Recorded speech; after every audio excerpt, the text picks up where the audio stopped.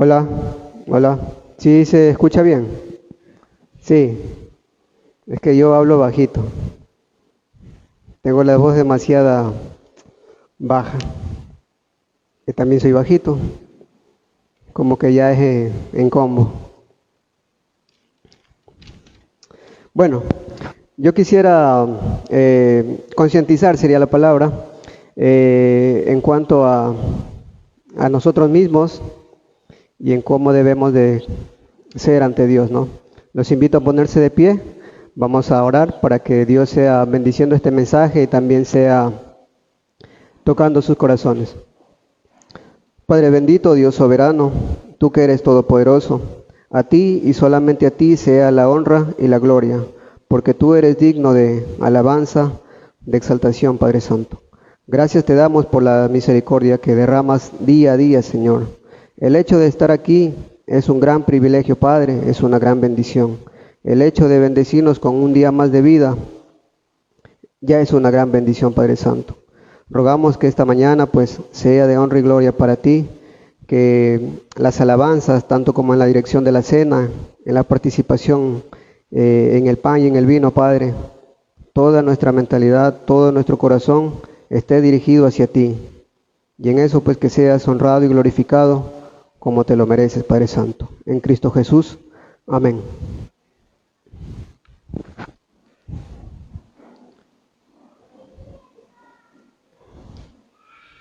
Bueno, hace 2 semanas, si mal no recuerdo, habíamos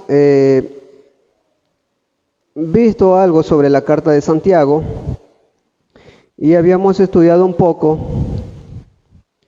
sobre Santiago y di una pequeña introducción acerca de su contexto, de para quiénes iba dirigido y cuál es el tema central de Santiago, ¿verdad? Entonces, la carta va dirigida para los creyentes en general, para los judíos que estaban dispersos en ese tiempo. Su tema obviamente pues hablaba de la sabiduría y también pues instrucciones prácticas de cómo debe vivir un cristiano.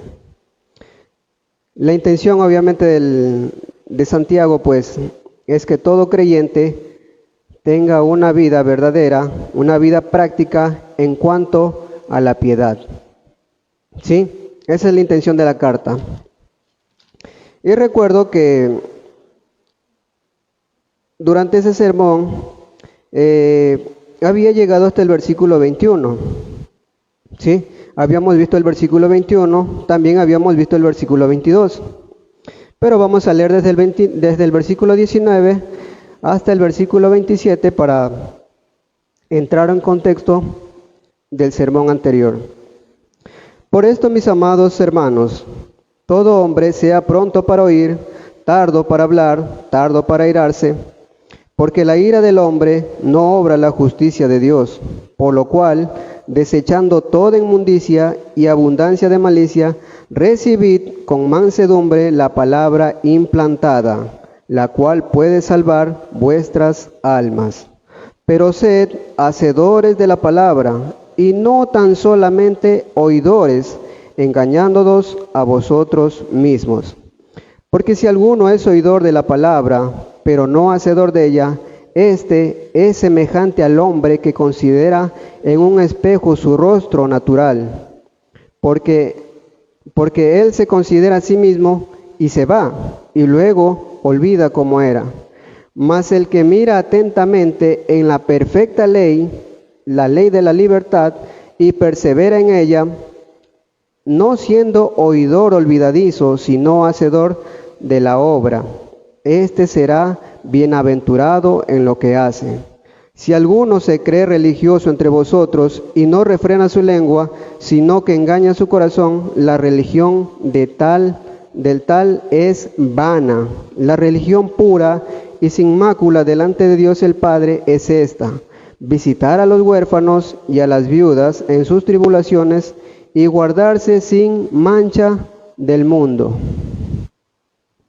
Bueno, la primera parte ya la habíamos visto, habíamos hablado sobre en qué consistía ser tardo para ser pronto para oír, ser tardo para hablar y también pues ser tardo para airarse. El versículo 22 dice, pero sed hacedores de la palabra y no tan solamente oidores, engañándonos a vosotros mismos. Durante ese verso yo explicaba que engañarse a uno mismo era hacer un mal cálculo, es decir, engañarme a mí mismo es hacer prácticamente un mal cálculo, ¿sí? ¿Por qué? Porque nos engañamos a nosotros mismos fingiendo ser otro tipo de persona, ¿ya?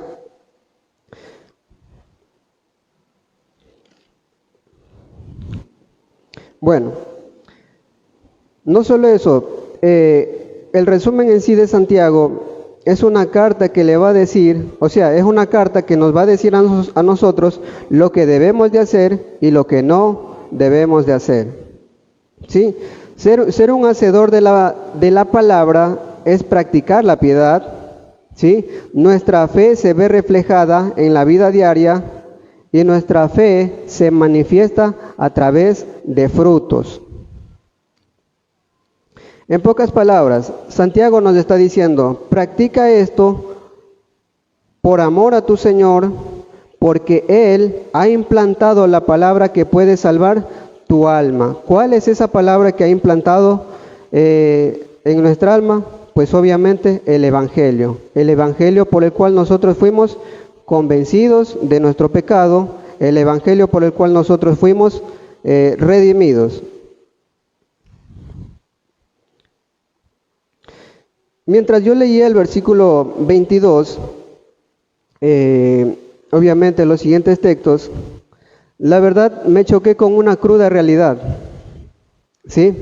Me choqué con una cruda realidad. ¿Saben por qué? Porque una cosa es exponer la palabra, compartir la palabra, y otra muy distinta es practicar la palabra. ¿Sí? Entonces, a medida que yo iba estudiando esto, yo claramente veía en ciertas partes donde también me chocaba a mí.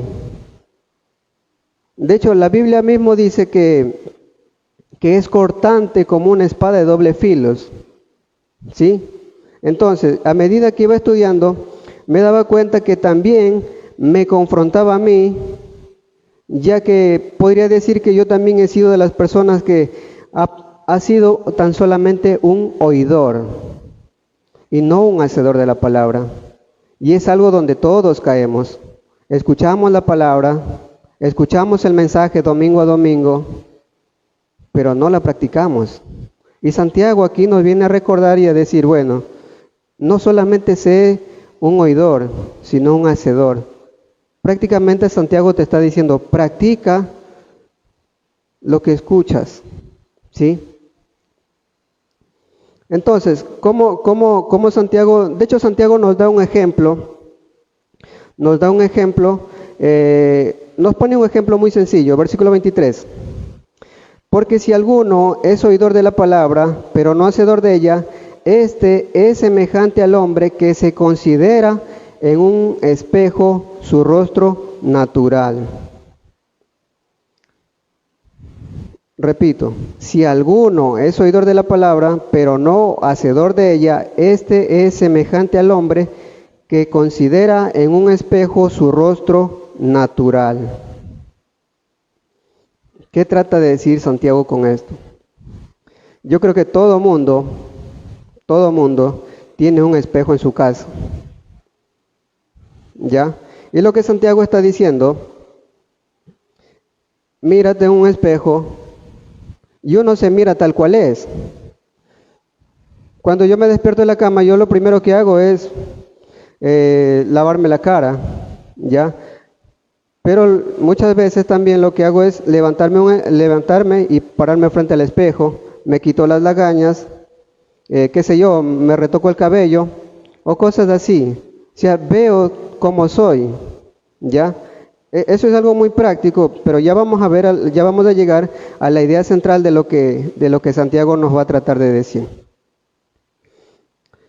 Y uno cuando se mira en el espejo, mira lo que uno es, ¿verdad?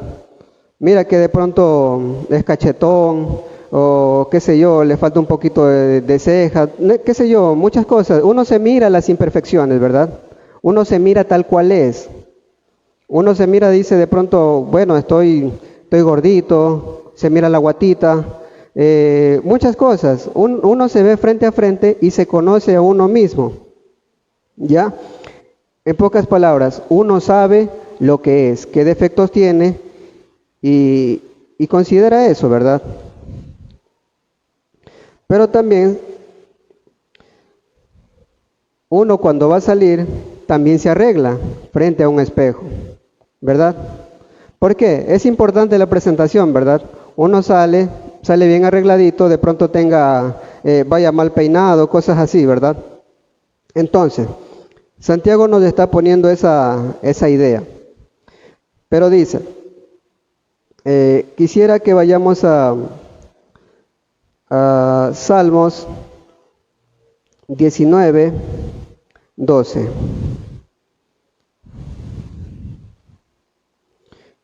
Y estos textos los vamos a tener presente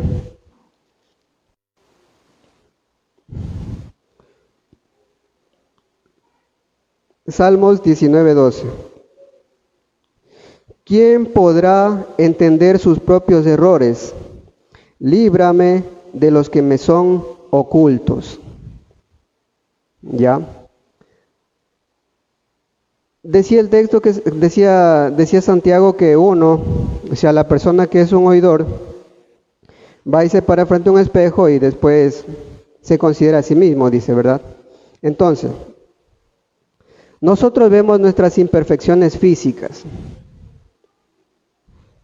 Frente a un espejo nosotros vemos cosas que de pronto no nos gustan de nosotros mismos. ¿Ya?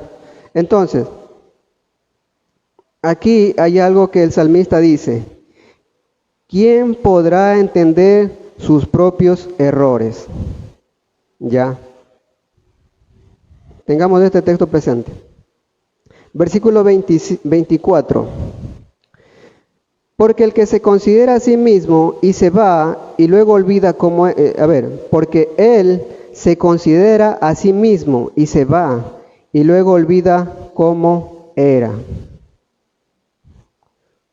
Mientras que el salmista nos dice, pues, ¿quién podrá entender sus propios errores? Líbrame de los que me son ocultos. Santiago lo que está diciendo es, examínate a ti mismo, mira tu interior. ¿Ya? ¿Cómo llegamos a eso? Ya vamos a ver.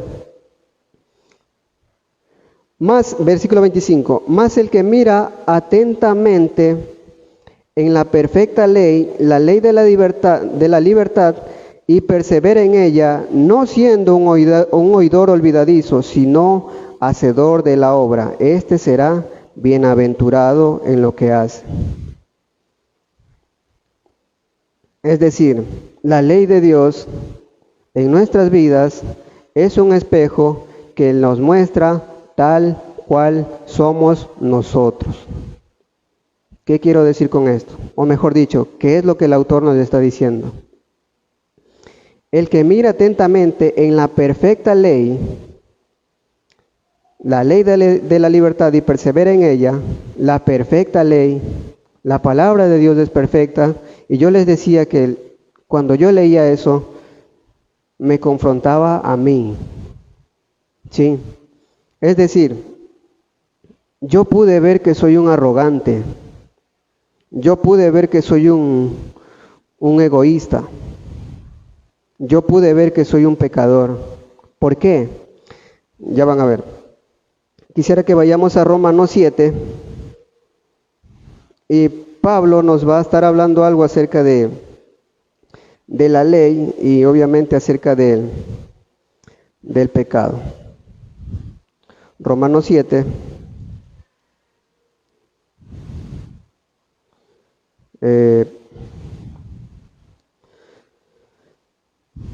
Romanos 7, Vamos a leer desde el versículo 8. Desde el 7 vamos a leer. ¿Qué diremos, pues? ¿La ley es pecado? En ninguna manera. Pero yo no conocí el pecado sino por la ley, porque tampoco conociera la codicia si la ley no dijera, no codiciarás. Hasta ahí vamos entendiendo bien el cómo podemos ver la perfecta ley y en nuestras vidas, ¿verdad? O sea, la palabra de Dios nos va a decir lo que está mal y lo que está bien, ¿ya? Es decir, Pablo está diciendo, porque yo tampoco conociera la codicia, si la ley no dijera, no codiciarás. Versículo 8. Mas el pecado, tomando ocasión por el mandamiento, produjo en mí toda codicia, porque sin la ley el pecado está muerto. Y yo sin la ley vivía en un tiempo, pero venido el mandamiento, el pecado revivió y yo morí. Y hallé que el mismo mandamiento que era para vida, a mí me resultó para muerte, porque el pecado, tomando ocasión por el mandamiento, me engañó y por él me mató. De manera que la ley a la verdad es santa y el mandamiento santo, justo y bueno. ¿Sí? La ley era y es buena, y santo también dice. Luego, lo que es bueno vino a ser muerte para mí, en ninguna manera, sino que el pecado, para mostrarse pecado, produjo en mí la muerte por medio de lo que es bueno, a fin de que por el mandamiento el pecado llegase a ser sobremanera pecaminoso, porque sabemos que la ley es espiritual, mas yo soy carnal, vendido al pecado, porque lo que hago no entiendo, pues no hago lo que quiero, sino lo que aborrezco, eso hago. Y si lo que no quiero, esto hago, apruebo que la ley es buena. De manera que ya no soy yo quien hace aquello, sino el pecado que mora en mí. Y yo sé que en mí, esto es en mi carne, no mora el bien, porque el querer el bien está en mí, pero no el hacerlo. Porque no hago el bien que quiero, sino el mal que no quiero hacer, eso hago. Y si hago lo que no quiero, ya no lo hago yo, sino el pecado que mora en mí. Así que, queriendo yo hacer el bien, hallo esta ley, que el mal está en mí. Pónganle énfasis a eso, que el mal está en mí. Porque según el hombre interior me deleito en la ley de Dios, pero veo otra ley en mis miembros que se rebela contra la ley de mi mente y que me lleva cautivo a la ley del pecado que está en mis miembros. Miserable de mí, ¿quién me librará de esta muerte? Dice el versículo 25, gracias a Dios por Jesucristo, nuestro Señor. Así que yo mismo con la mente sirvo a la ley de Dios, más con la carne a la ley del pecado. Aquí podemos ver a un Pablo que lucha constantemente con su naturaleza pecaminosa. Vemos a un Pablo que es consciente que no es un ser perfecto, ¿sí? Y pasa lo mismo con nosotros. No sé si alguna vez a ustedes le vendieron la idea de que si tú te bautizas y vas a la iglesia, vas a vivir un cuento de hadas o cosas así. Pues la verdad no. La vida del cristiano es difícil. Es una constante transformación en la que nosotros tenemos que perseverar en cuanto a la práctica que pueden salvar nuestras almas, ¿sí? En cuanto a practicar la palabra que nos fue implantada a nosotros, ¿sí? Eso es la vida de un cristiano. A lo largo te vas a encontrar con muchos problemas, ¿sí? Tu fe va a declinar, tú te vas a angustiar, pero tu esperanza de vida es la palabra que te fue implantada, esa palabra llena de esperanza que te puede salvar.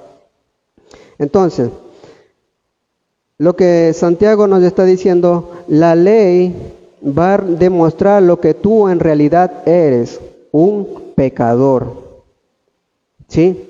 La ley, la palabra de Dios, te va a confrontar y te va a demostrar lo que en verdad somos, pecadores. Que gracias a Jesucristo hemos sido redimidos, sí, pero tenemos luchas constantes. Tenemos hábitos del cual quizá nunca o no hemos podido salir. Esa es una triste realidad, pero hay noticias buenas también. Vamos a Salmos, el mismo Salmos 19. Salmos 19. Y también vamos a ver lo que también la ley es. O sea, el espejo que deberíamos de ser. O lo que deberíamos de ver nosotros en el espejo. Dice Salmos capítulo 19, versículo 7. La ley de Jehová es perfecta, que convierte el alma. El testimonio de Jehová es fiel, que hace sabio al sencillo. Los mandamientos de Jehová son rectos, que alegran el corazón. El precepto de Jehová es puro, que alumbra los ojos. El temor de Jehová es limpio, que permanece para siempre. Los juicios de Jehová son verdad, todos justos. Deseables son más que el oro, y más que mucho oro afinado, y dulces más que miel, y que la destila del panal. Tu siervo es además amonestado con ellos, en guardarlos hay grande galardón. Dense cuenta que el versículo 11 dice, tu siervo es además amonestado con ellos. ¿Sí? ¿Se dan cuenta que Santiago nos dice que aquella persona que se mira un espejo y se considera y un hacedor, pues obviamente es alguien que no se olvida, mirándonos frente al espejo, lo que deberíamos nosotros ser es considerar que los mandamientos de Jehová son rectos, ¿sí? El versículo 8 dice, el precepto de Jehová es puro, que alumbra los ojos, nos da entendimiento, que es limpio, dice, que permanece para siempre. Versículo 10, deseables son más que el oro, y más que mucho oro afinado, y dulces más que la miel. ¿Sí? O sea, eso es lo que debería de haber en nosotros en cuanto a ser un hacedor de la palabra, ¿sí? Amar la palabra. Entonces vemos un contraste de lo que el apóstol Pablo, él dice acerca de su batalla constante, ¿ya? Y también de cómo deberíamos ver nosotros a la ley en el Salmos 19:11, 19:7-11.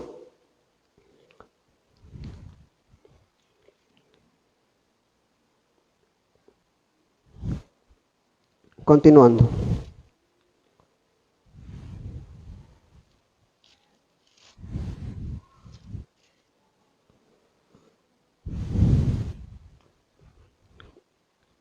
Mas el que mira atentamente en la perfecta ley, la ley de la libertad, y persevera en ella, no siendo oidor olvidadizo, sino hacedor de la obra, éste será bienaventurado en lo que hace.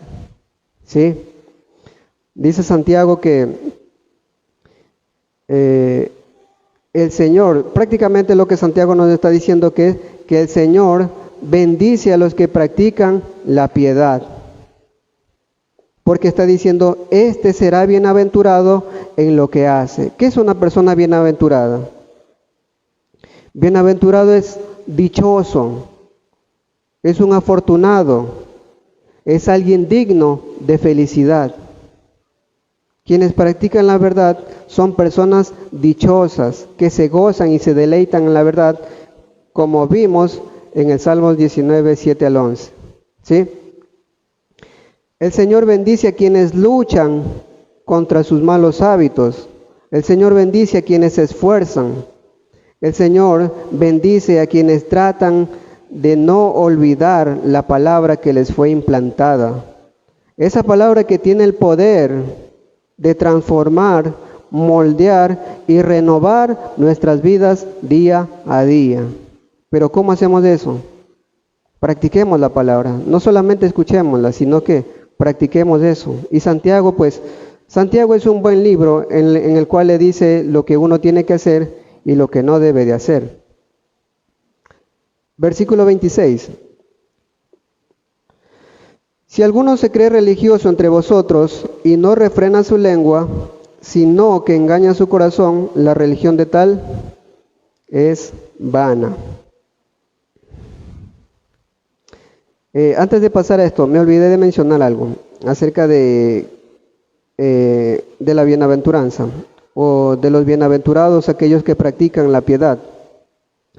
En el mismo Santiago, capítulo 1, versículo 12, dice, bienaventurado el varón que soporta la tentación, porque cuando haya resistido la prueba, recibirá la corona de vida que Dios ha prometido a los que le aman.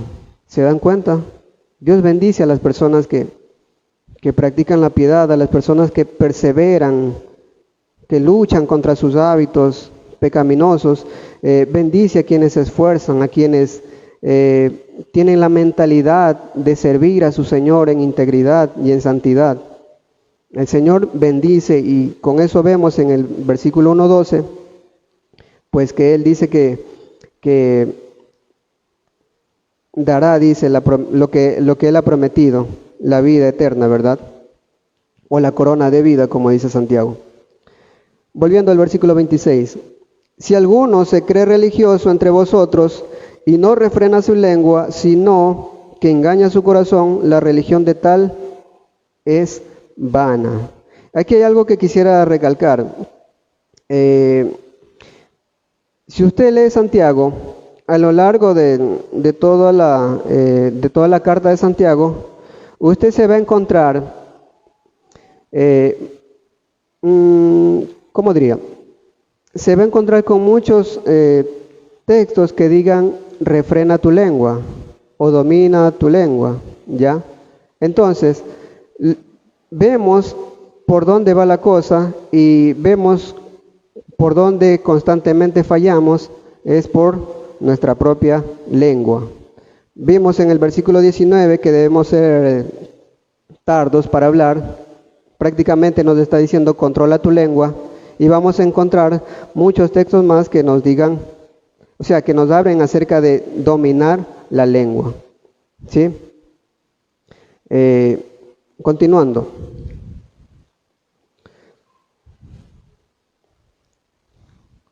Y esto a la vez nos vuelve o nos hace recordar de cómo nos miramos en el espejo. O sea, es decir, debemos constantemente recurrir a la Escritura para vernos a nosotros mismos, para ver cómo nos estamos comportando. Recuerden que la palabra de Dios confronta, la verdad confronta, y algo que donde constantemente quizá podemos estar fallando también es cuando tratan de instruirnos o de corregirnos. ¿A quién le gusta ser corregido? ¿A quién le gusta que le llamen la atención? Yo creo que a nadie, ¿verdad? Yo creo que nadie está apto, perdón, no apto, sino yo creo que a nadie le gustaría que le llamen la atención y le peguen su tirón de oídos, porque ciertamente es vergonzoso. Pero la Biblia hace eso. La Biblia hace eso. La Biblia te llama, te confronta y obviamente si uno tiene un corazón humilde, pues reconoce su error. Y si eres arrogante, ¿qué pasó ahí? Entonces ahí es donde debemos preguntarnos, ¿qué soy? ¿Un hacedor o solamente un oidor? O sea, ese tipo de confrontaciones te hace la Biblia, te cuestiona. Y obviamente aquí está diciendo, si alguno se cree religioso entre vosotros y no refrena su lengua, sino que engaña su corazón, la religión del tal es vana. Y aquí viene el versículo 27 donde dice cuál es la verdadera religión. La religión pura y sin mácula delante de Dios, o sin mancha delante de Dios, el Padre, es esta. Santiago mismo nos da la respuesta. ¿Cuál es la religión verdadera? Dice que la religión verdadera es visitar a los huérfanos y a las viudas en las tribulaciones y guardarse sin mancha del mundo. Vamos a ver un poquito el contexto de ese entonces, del por qué se menciona a las viudas. En tiempos de Jesús, si el esposo moría, obviamente la esposa quedaba viuda, y si había niños de por medio, pues obviamente también había huérfanos. Y en ese entonces, podría decir que sí había había el machismo en su gran esplendor, podría decirlo, ¿ya? En ese entonces la mujer no tenía voz ni voto, ¿ya? Entonces, prácticamente si el esposo moría, la viuda y los huérfanos quedaban totalmente desamparados, ¿sí? Quedaban totalmente desamparados. Y de hecho había una ley, si mal no recuerdo, donde si moría el esposo, un pariente tenía que tomar a ella como su esposa para preservar el linaje, si mal no recuerdo. Entonces, si no había un pariente cercano que ocupara el lugar o se hiciera cargo de esa viuda, pues simplemente quedaban desamparadas. Entonces, lo que Santiago simplemente está diciendo, lo que está diciendo es ahí ¿quieren saber cómo es una verdadera manifestación de fe? Obviamente estoy parafraseando, ¿verdad? Santiago lo que dice es, ¿quieren saber cómo es una verdadera manifestación de fe? Vayan, visiten a los huérfanos y a las viudas. Eso es lo que Santiago les estaba diciendo a los hermanos de ese entonces. ¿Y por qué decía esto Santiago? O por qué, mejor dicho, decía visitar a los huérfanos, a las viudas, y guardarse obviamente del pecado. Esa era la religión verdadera. ¿Por qué? Porque un cristiano verdadero jamás hará oídos sordos ante una injusticia o al ver una persona desamparada. Jamás va a ser oídos sordos, jamás va a ser insensible ante estos casos. El cristiano verdadero se da cuenta, o mejor dicho, los que en verdadmente son transformados por la fe en Jesús, somos conscientes de que nosotros hemos sido perdonados. Somos conscientes de que por gracia somos salvos. Y así como nosotros hemos escuchado ese mensaje, también sentimos empatía por el dolor del prójimo. Sí, de hecho Gálatas nos dice que sobrellevemos la carga de los unos y los otros, que oremos los unos por los otros. Un cristiano verdadero siempre va a sentir empatía por el dolor de nuestro prójimo. Entonces, Santiago nos dice eso. ¿Quieres ver una fe verdadera? ¿Quieres ver una religión pura? Ve a visitar a los huérfanos, ve a visitar a las viudas. No solo eso, sino que también dice, guárdese sin mancha del mundo. En realidad, como les dije, la carta de Santiago es una carta práctica en la cual tú puedes leer. Sí, te va a decir controla tu lengua, te va a decir si alguno está triste, pues ore, si alguno está alegre, pues cante alabanzas, ¿sí? Si alguno está falto de sabiduría, pues pídala a Dios, y así sucesivamente Santiago te va a ir diciendo cómo debe uno de comportarse, o cómo debe ser para agradar a Dios. Eso es, mis hermanos. En conclusión, ¿en qué consiste ser un hacedor y no solamente un oidor? Ser un hacedor de la palabra es alguien que no es olvidadizo. No olvida fácilmente el mensaje que le ha sido implantado, el mensaje de salvación. Eso es un hacedor. No ser alguien que se olvida fácilmente de lo que ha escuchado. ¿Y qué ha escuchado? Que por gracia ha sido salvado. Que por amor del Padre, pues, hemos sido rescatados o hemos sido llamados en muchos casos. ¿Sí? Entonces, ¿por qué debo hacer esto? ¿Por qué debo ser un hacedor de la verdad, un hacedor de la palabra? por amor a su Señor, por amor a quien dio la vida por usted, por amor a quien cargó sus pecados. Usted no había ni nacido y ya el Señor Jesús pues ya cargó con los pecados de la humanidad. Y hágase la siguiente pregunta: ¿soy un hacedor o soy simplemente un oidor? Buenos días, hermanos.